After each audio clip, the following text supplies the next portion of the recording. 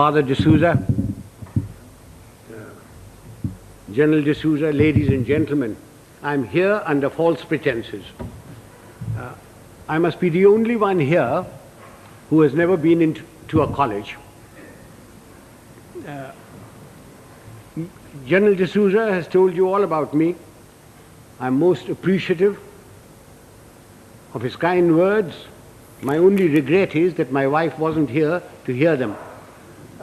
She would have treated me with greater respect. And when I say I'm uneducated, I really mean it. I must be the only member of my family who isn't a graduate. I managed to do my inter-science. I got a 3rd division, mushkil se. Anyway, it's nice being in this hall with all the academics and all the educated people. And I take this opportunity of inaugurating your Silver Jubilee series on leadership. I don't know what one does for inauguration, but may I say that I have inaugurated the thing.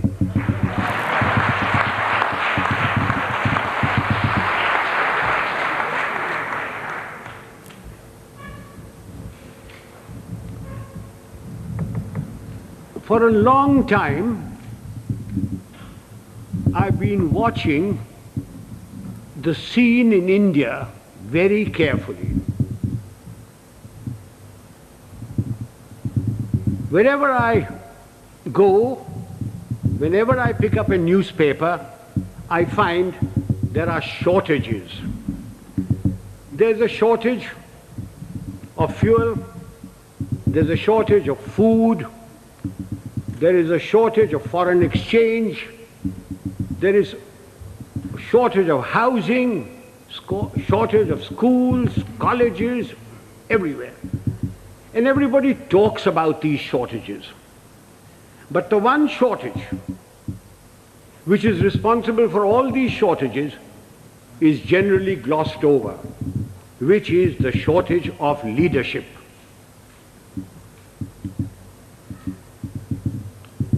Father, don't misunderstand me, and gentlemen of the press, please don't misquote me, which you are always capable of doing and which you continue doing. When I talk of shortage of leadership, I do not mean just political leadership. I mean leadership in every walk of life. Whether it's political, administrative, in educational institutions, in our sports organizations, in our industry, amongst labor, amongst the law and order contingents, there is a shortage of leadership. I do not know whether leaders are born or leaders are made. There is a school of thought which says leaders are born. Father, we have a population of 780 million people, and we procreate at the rate of 1 Australia every year. And yet, there is a shortage of leadership. So if those of you who think that leaders are born and who contribute to that theory, may I suggest you throw away all Planned Parenthood and really let yourselves go. If leaders are not born, can leaders be made? It is my view that give me a man with reasonable common sense and decency, you can make a leader out of him. What are the attributes of leadership? There are many attributes. The cardinal attribute for leadership is professional knowledge and professional competence. Now you will agree with me that you cannot be born with professional knowledge.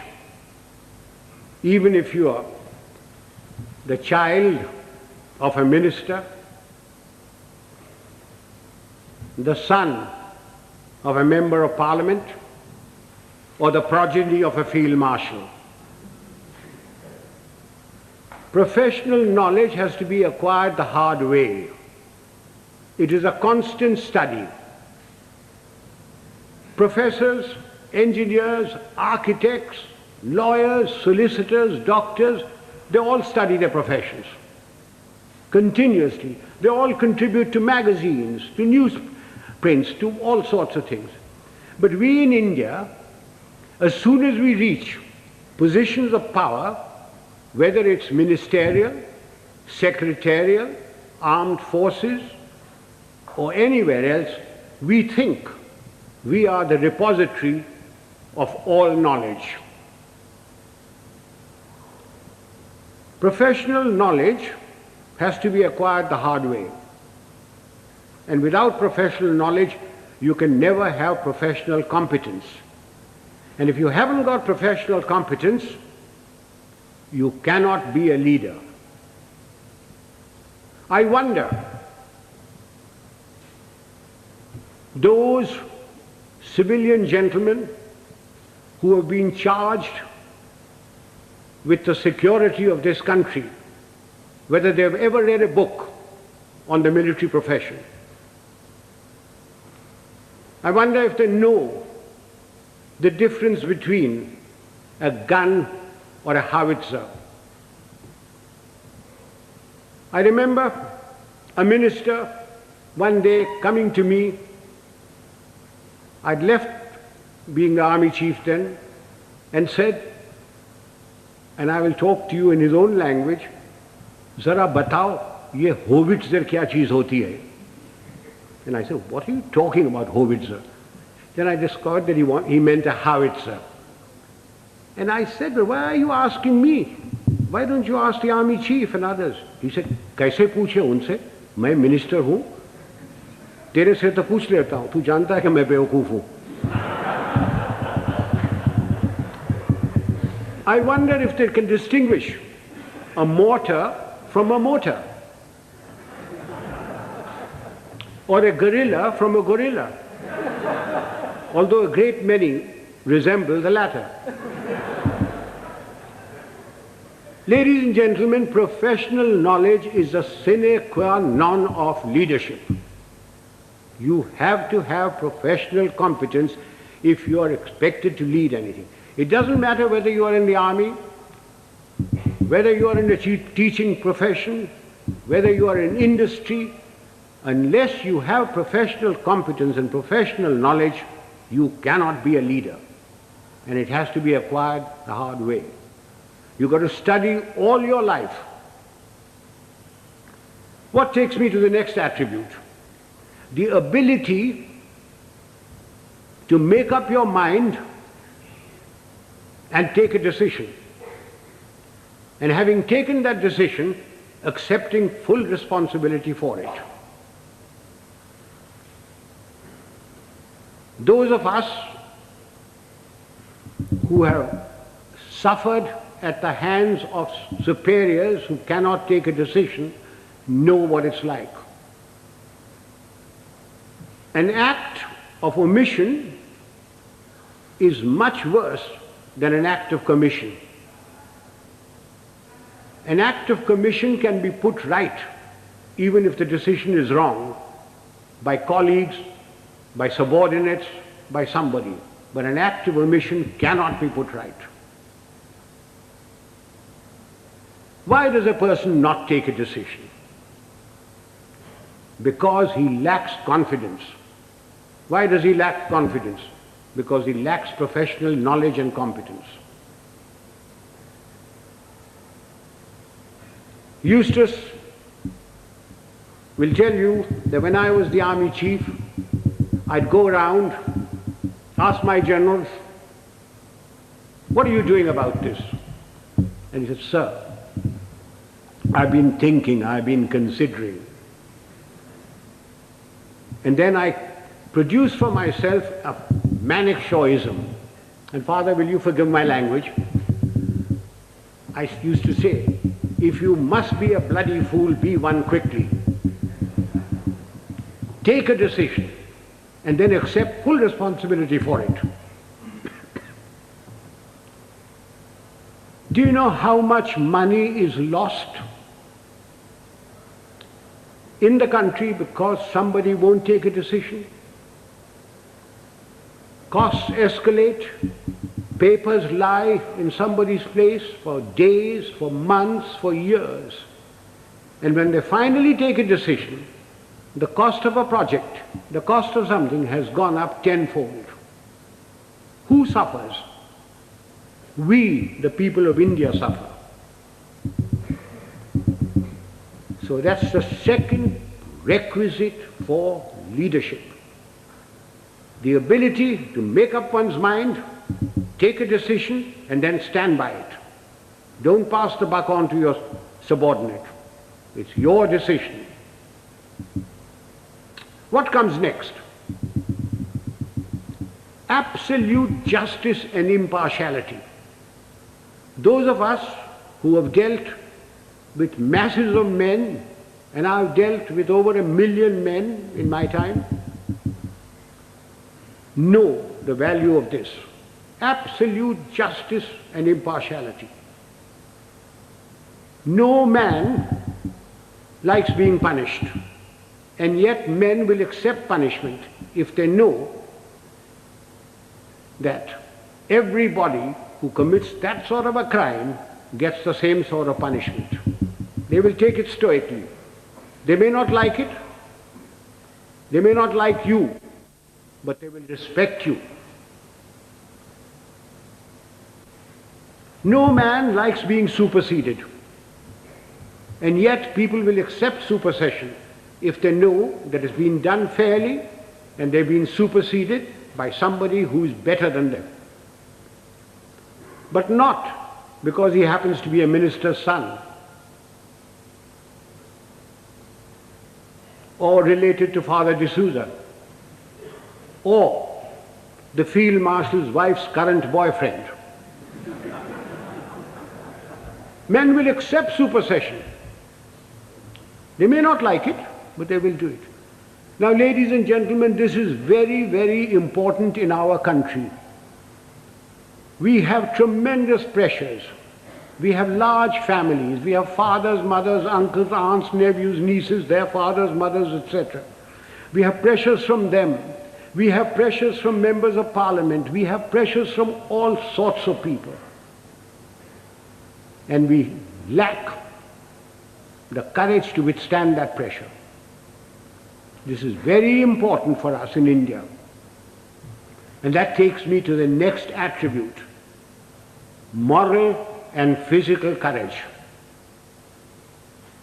I do not know which is more important, moral courage or physical courage.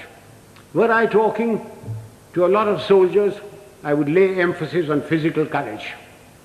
But since I'm only talking to a handful of soldiers, and mostly civilians, I will lay emphasis on moral courage. What is moral courage? Moral courage is the ability to distinguish right from wrong.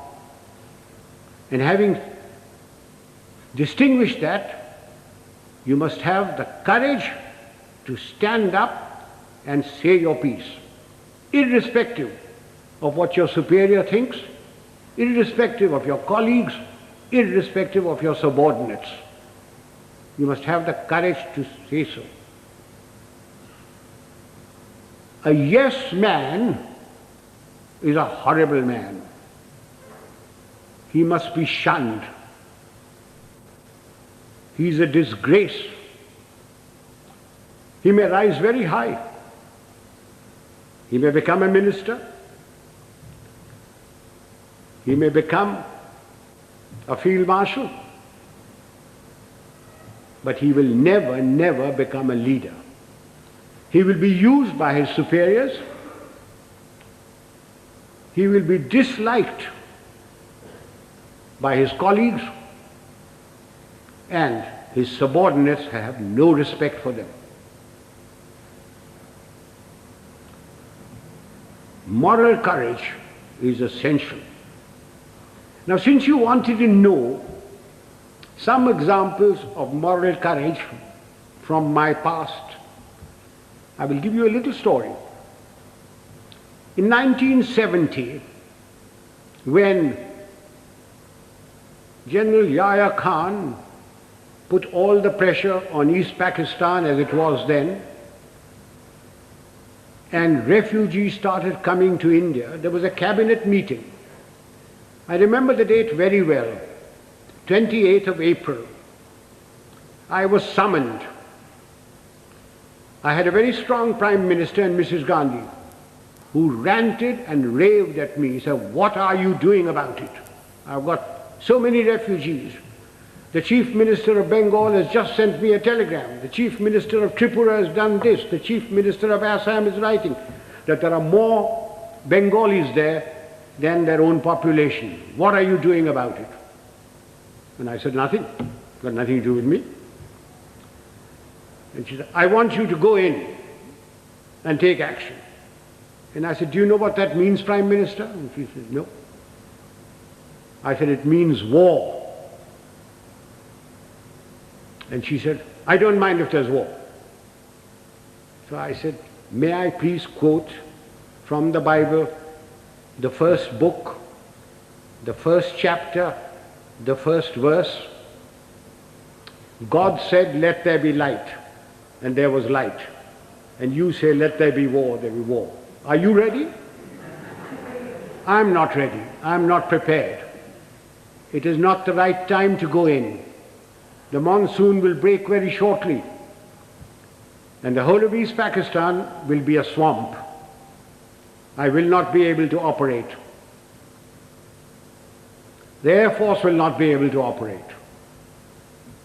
April is a month when we glean the harvest. And the Agriculture Minister was Mr. Fakhruddin Ali Ahmed. And I said, "I will require every railway wagon, I will require every train, I will require all the road space to move my troops. And you will not be able to move your harvest. And then if there is a famine, don't blame me." And I said, the passes in the Himalayas start opening now, the snow melts. And then if the Chinese give us an ultimatum, I will have to fight on two fronts. And then the External Affairs Minister, a Khalsa, Sardar Swaran Singh, said, "Do you think China will give ultimatum?" And I said, "You are the foreign minister, you tell me." And then my own minister, Xavier, who couldn't call me Sam, he used to call me Sham.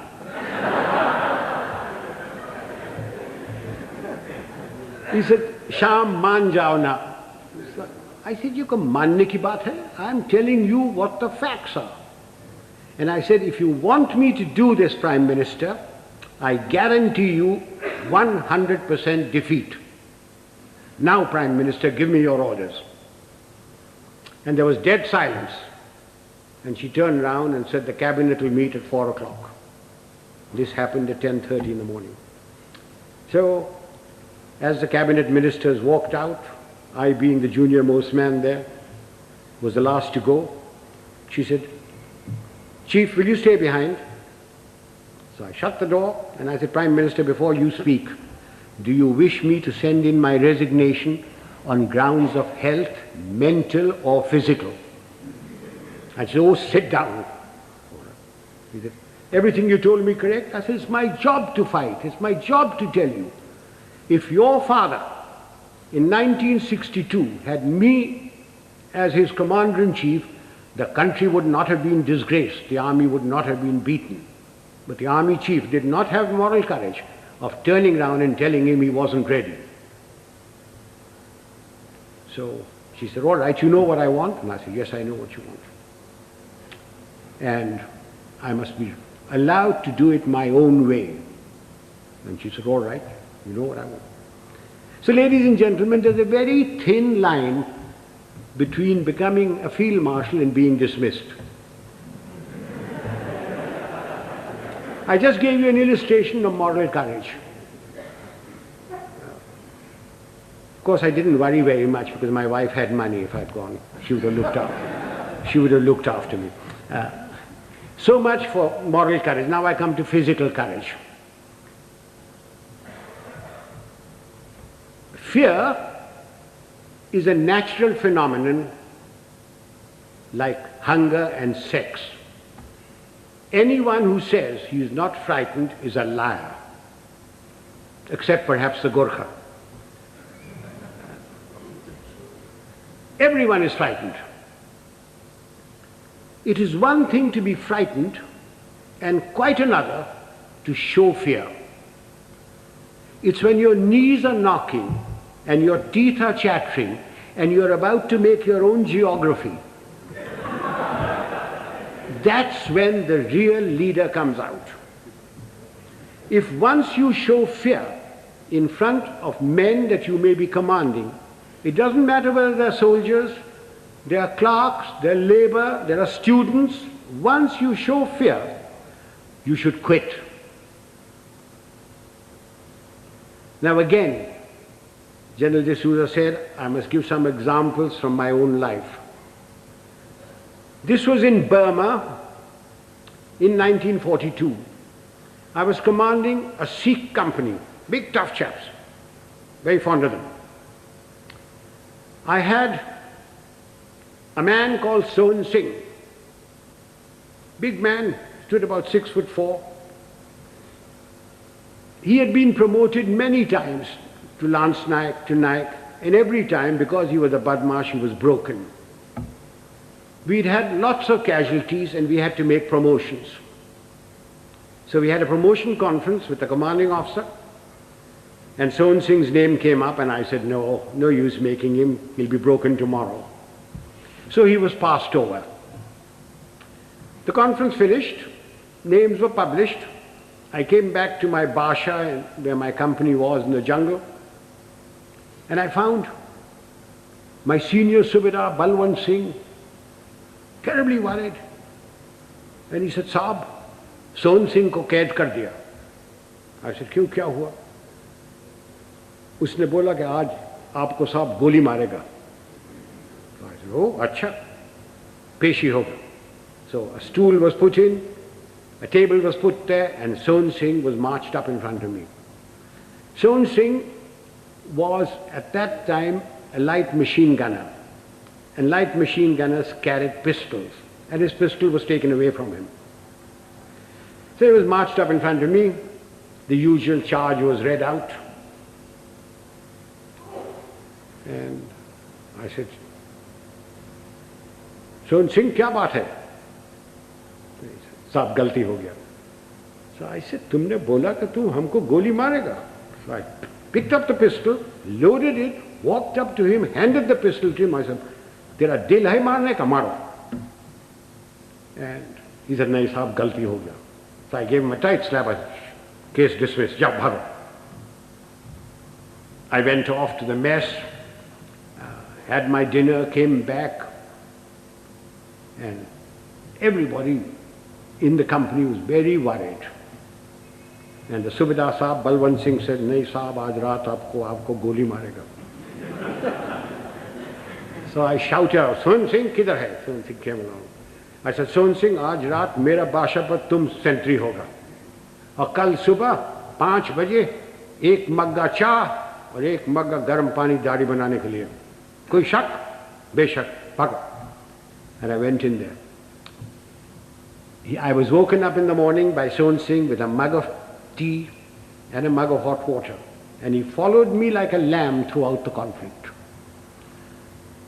Now, ladies and gentlemen, if you think I wasn't frightened, you are mistaken. I was terrified. But if I hadn't done that and put Sohan Singh in the clink or something like that, everybody would have said, देखा हमारा साहब डरता है. Just an example of this. How often during riots and all that, some young sergeant with nothing but a little stick in his hand has walked in and quelled everything by showing courage. So physical courage is essential to leadership. You needn't be foolhardy like I was. I was very young. I don't know whether I'd do it today. But physical courage is essential. That takes me to the other attribute, loyalty. Now, does loyalty require very much explanation? We all expect loyalty from our subordinates. Do we give loyalty to them? Loyalty is a two-way thing. We expect loyalty, we have to give loyalty.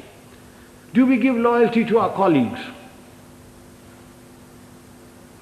So remember that for leadership, you expect loyalty, you've got to give loyalty. Time is running short. There are other attributes. Remember, leadership is nothing else but management of men and resources. Management of men. Men have problems. Men in numbers can be very nasty. And a leader must be able to deal with them very firmly. When people misbehave, like they are misbehaving in Bombay these days, it's no use saying Jai Hind to them. You've got to deal with them very, very firmly. But you must never forget that men have problems. They have human problems. They have problems of debt, of family problems. They get easily despondent. And therefore, the leader must have a human touch. He must have a sense of humor to get them out of their despondency. He must have the gift of the gab. Unfortunately, our leaders have the gift of the gab, but they have no sense of humor. Further, men and women, generally speaking, like the leader to be a bit of a man, a bit of a lad. Take examples from history. Julius Caesar. Julius Caesar, you will agree, he was a great leader. When he came to Rome, the senators used to lock up their wives. Take Napoleon. He had his Josephine and Marie Antoinette and Georgette and Paulette and any number of things. And you will agree he was a great leader. Take the Duke of Wellington. The night before the Battle of Waterloo, in his chambers there were more women of luscious proportions than staff officers. And he was a great leader. Do you know, sir, a thought has just struck me. All these three people that I've talked about had one thing in common. They all had long noses.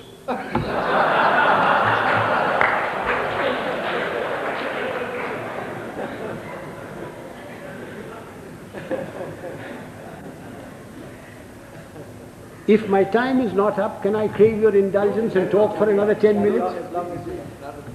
Ladies and gentlemen, no amount of leadership will put things right. There are two other aspects that we Indians must know and we lack badly. One is discipline and the second is character. What is discipline? Discipline is a code of conduct for decent living in society one with the other. Who lays down this code of conduct? Not the Prime Minister, not Parliament. Of course it's laid down in the Army Act. But I'm not trying to impose the Army Act on you. This code of conduct has come to us from father to son, from mother to daughter, from times immemorial. It's in the Bible, it's in the Gita, it's in the words of Nanak, in the sayings of Muhammad and Buddha. It's all come down. It's been refined as cultures have changed. Again, let me illustrate this by example.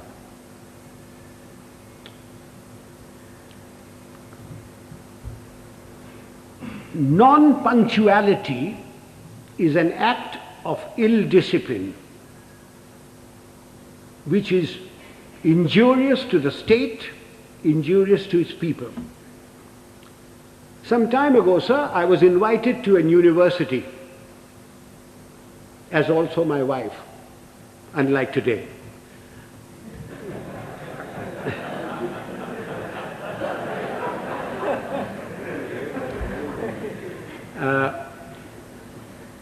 I was called there at a convocation at 5 o'clock in the evening.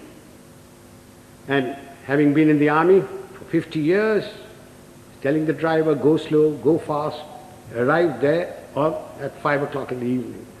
I was received by the Vice Chancellor and his lady, the Union Secretary, escorted to the dais. My wife too was asked to sit on the dais, and she politely refused, saying that she'd much rather sit down, as this is the only opportunity she has to look up to me. And as usual, I was garlanded. The Vice Chancellor sang my praises and asked me to talk to these people. There were about 5,000 boys and girls there, plus deans, plus professors, plus lecturers, everybody. And as I got up to get to the desk, to the lectern, the Vice Chancellor says to me, sotto voce, Field Marshal, a fortnight ago we had invited a VIP to the same function. He was allowed to stand at the lectern for exactly 15 seconds. I wish you good luck. I said to myself, had the Vice Chancellor said this in his letter of invitation, I wonder whether I would have come. Anyway, I got up to the lectern and I addressed the gathering for the amount of time that I was allowed. I was heard in pin-drop silence, and at the end of it, I got a thunderous applause. The Vice Chancellor and his lady, the deans, professors, lecturers, the student body, and even my wife stood up and gave me a standing ovation. I was most relieved. Although my wife told me afterwards that I looked pale. After the usual vote of thanks, etc., we went out into the gardens where refreshments were given. And I, having an eye for a pretty girl, walked up to a pert little thing wearing lovely jeans, tight-fitting, and I started a conversation which ran as follows. I said, my dear, why were you so kind to me today, all of you? I not having the looks of Rajesh Khanna or Amitabh Bachchan, or a speaker like M.G. Ramachandran, when only the other day you were so rude to a VIP. And she said, I quote, "Oh, Field Marshal, that dreadful man. We had invited him at 5 o'clock. He turned up at 6. He brought with him a bevy of security people who pushed us aside and took their places where we should be sitting. He brought with him 2 of his brats, grandchildren probably. He was too old to have those kids that side. But you never know.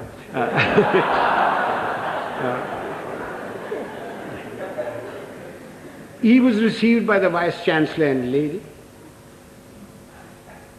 He was the Union President garlanded him, and he demanded garlands for his 2 brats.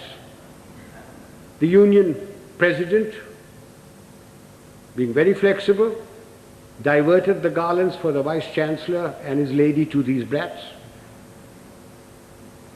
And then the Vice Chancellor sang his praises, saying how fortunate we were that he had come here,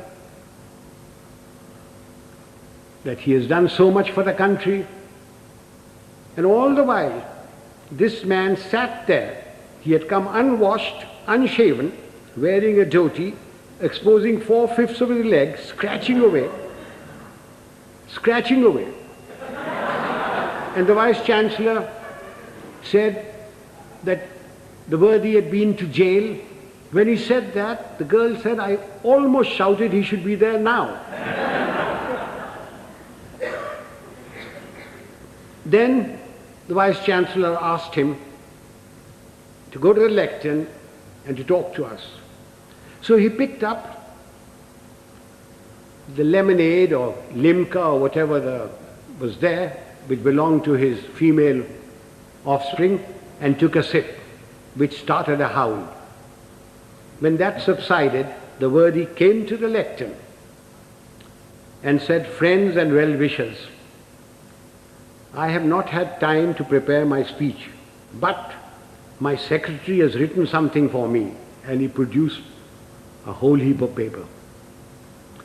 He said, without any premeditation, without any thought, we made a stay, very short. I unquote. Sir, I thank my lucky stars that 50 years in the army had made me come on time, that I'd been brought up to shave in the morning and shave in the evening if there was a function, that I had a lounge suit on, and although I have very nice legs, I didn't expose them, that I didn't suffer from itch or eczema to indulge in the scratching of the unmentionable.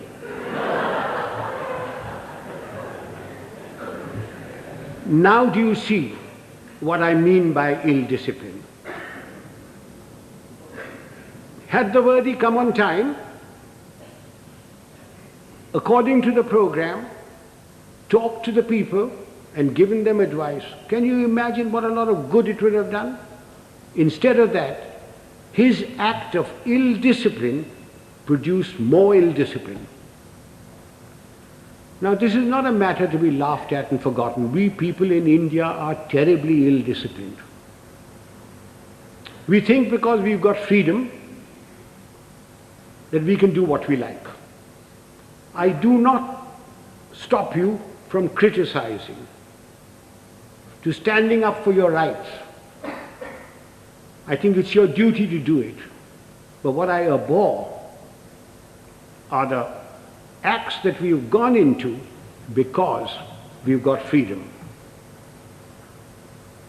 Why do we have to spit pan all over? Why do we have to write on doors and things? Why do we have to keep staircases dirty and filthy? Why do we have to throw garbage in somebody else's compound? These are all acts of ill discipline. It is because of these acts of ill discipline that you have corruption, you have smuggling, you have all sorts of things. Even animals in Tanzania are better disciplined. I went there 4 years ago and I saw lions, lionesses, zebras, etc. They were all so disciplined. If the lion wanted to do his stuff, he went behind cover. He didn't spit. I came back from Tanzania. I arrived at Bombay airport. I cleared my baggage, and as I was walking out, there was a big, fat slob of a man who squirted damn pan on my trousers. And when I gave him a tight kick, he was most indignant. He didn't think he'd done any wrong. Why? Why do we tolerate it? So much for discipline. So everybody's been extremely well disciplined so far. Will you give me your indulgence for just another few minutes? I said character. By character,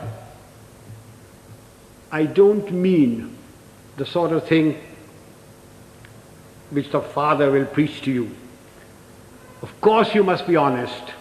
Of course you must be truthful. Of course you mustn't covet thy neighbor's wife. Not when father is listening. Of course you mustn't. All that is part of character. But I mean something bigger. It's knowing yourself, knowing what you really are.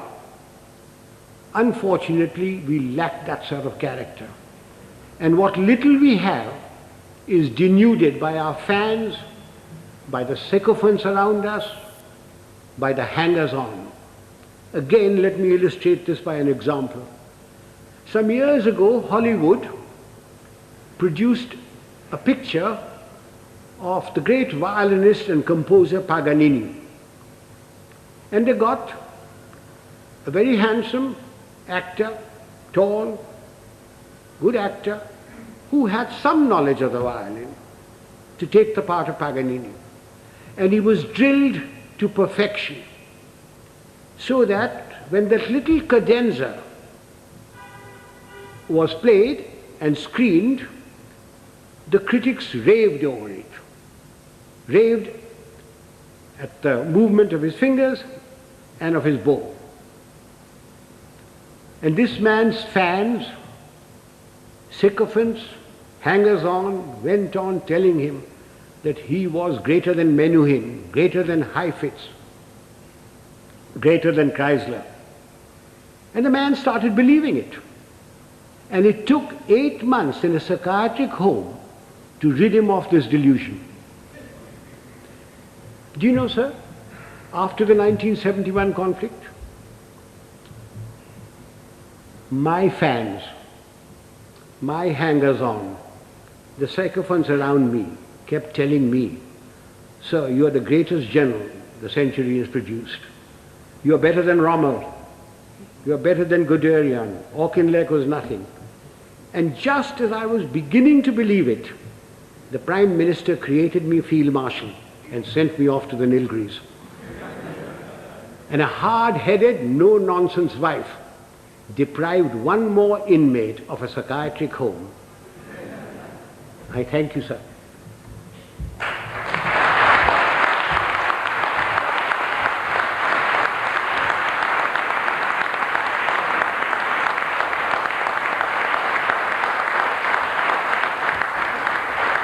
Ladies and gentlemen, I'm at your mercy. You can ask me any question you like, personal, pertinent, or impertinent. I'm getting deaf, so you'll have to come nearer me.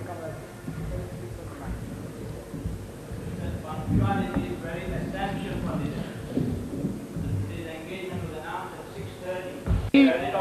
6:30. You're quite right, sir. I was ready. I was told I was going to be picked up at 6 o'clock. I was ready, waiting. In fact,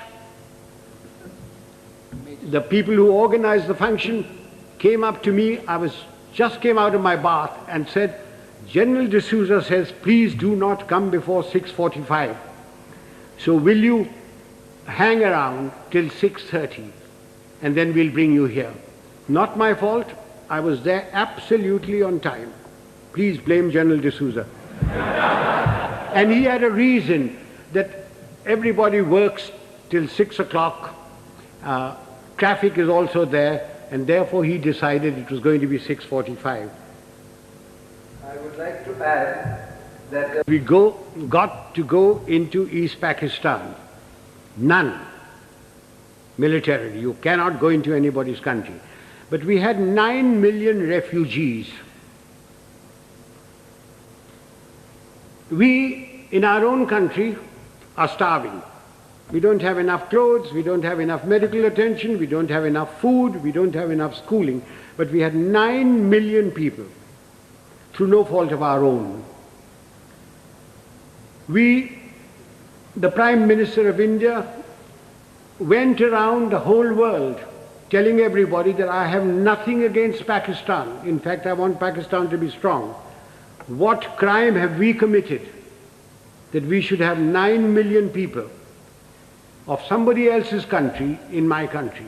You Americans, if 2 Indians go there, you kick up a row. You, the French, won't accept anybody coming in. The British don't. Why are you asking me to keep 9 million men? Yahya Khan is your friend, not mine. Please persuade him to take these people back or create conditions so that they go back. If you don't, then I shall have no recourse but to ask, I was a general then, General Manekshaw, to create those conditions. Now, we had no intention, no desire to go there. All we wanted was these people to go back.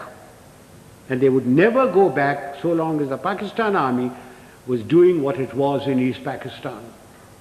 I certainly spoke about it. I understood the problem as a soldier and also as an Indian. Now, you asked me about Sri Lanka. The number of refugees that have come in, very small. In fact, they don't want to go back. They're being pushed back. If 2 million camels had come in, perhaps we would have had to take some action. Have I answered that question? Would the young lady stand up? Let me look at her. Don't be shy. Oh, thank you, dear. What steps are taken from the moment this is leadership has been our profession for thousands of years. For thousands of years. The army has provided the leadership. From the moment the man joins, he comes into an environment of discipline and somebody who is his leader there, and he learns. We don't have courses for leadership. It is by example. If the general officer commanding in chief comes unshaven, you don't expect the others to be shaven, to shave. But because he is shaven, properly washed, properly clothed, everybody else is. If the general officer or the colonel takes bribes, then you don't expect his people not to take bribes. But he doesn't take bribes. Now you ask me, why doesn't he take bribes? Everybody else in India does. And the answer is very simple. It's environment and also fear. If I gave an order and one man disobeyed it, he could be tried by court-martial and given 2 years imprisonment. If 2 men disobeyed my orders, it is considered as mutiny. He is tried by general court-martial, and given 14 years imprisonment. But in civil life, who cares? The policeman takes a bribe. The inspector takes a bribe. Somebody disobeys orders, what happens? You suspend him. He gets a writ petition by paying 25 rupees to any wakil. His case drags on. Eventually he is reinstated, probably gets promotion. But in the case of the army, there's an environment from the moment he joins, plus fear. There is great fear.